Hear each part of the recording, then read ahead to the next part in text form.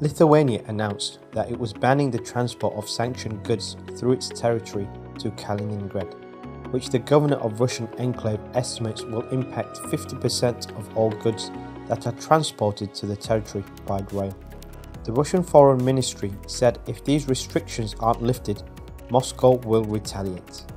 Goods are shipped from Russia to Kaliningrad by rail through Belarus and Lithuania. Nothing transits through Poland, leaving shipments via the Baltic Sea, the only way Russia will be able to transport sanctioned items to the enclave. Laurynas Kasčiūnas, the chairman of the Lithuanian Parliament's National Security and Defense Committee, said that they are not particularly worried about Russian threats.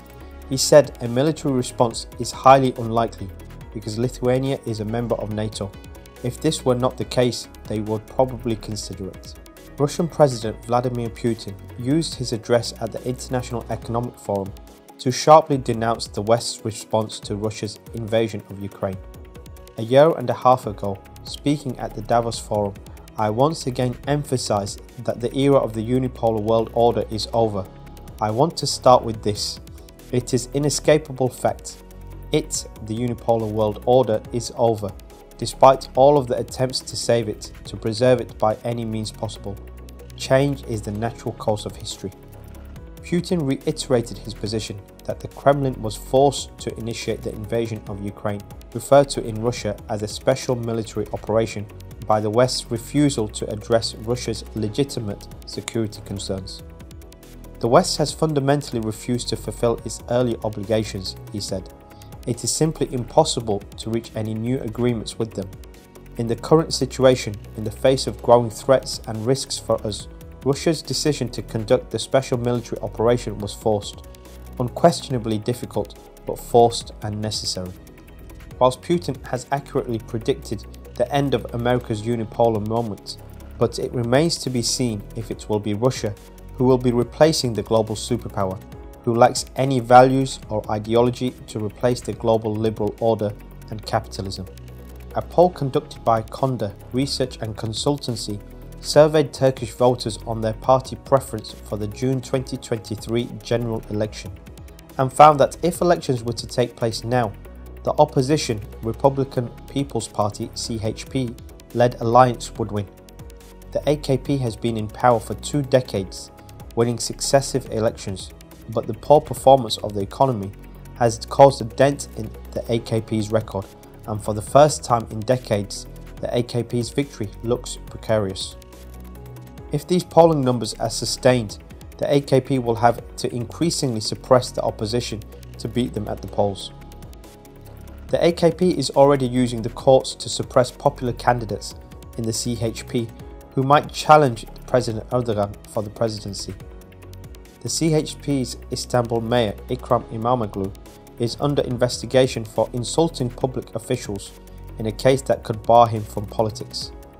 The AKP has also lowered the electoral threshold so the AKP Allied Nationalist Movement Party (MHP) can remain competitive as it loses popularity. Pakistan's Chief of Army Staff termed the Financial Action Task Force's FATF recent announcement as a great achievement for Pakistan. It was a monumental effort that paved the way for the country's whitelisting. He also said that the core cell at the General Headquarters steered the national effort of the civil military team that synergized the implementation of the action plan. Pakistan was placed in the grey list in June 2018 and given 34 points action plan by the FATF. Some points from the demand list of FATF include ensuring international cooperation in investigations and convictions against banned organisations and proscribed persons, prosecution of banned outfits and proscribed persons, demonstrations of convictions from court of law of banned outfits and proscribed persons, and conversion of Islamic madrasas to schools and health units. FATF has been very concerned and very specific about organisations and individuals, but they have not targeted the Sharif or the Bhutto family, despite their decades-long corruption. The FATF has been targeting the physical and financial support for jihad in occupied Kashmir.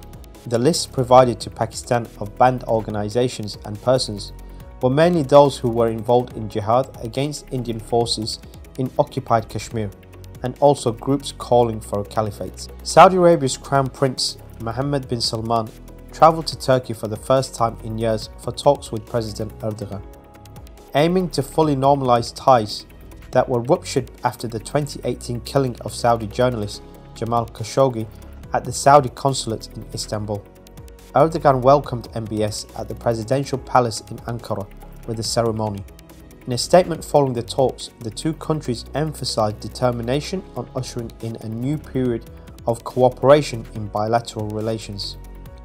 A Turkish official said the two countries had lifted restrictions on trade, flights and the screening of TV series, with mutual negative media coverage also halted.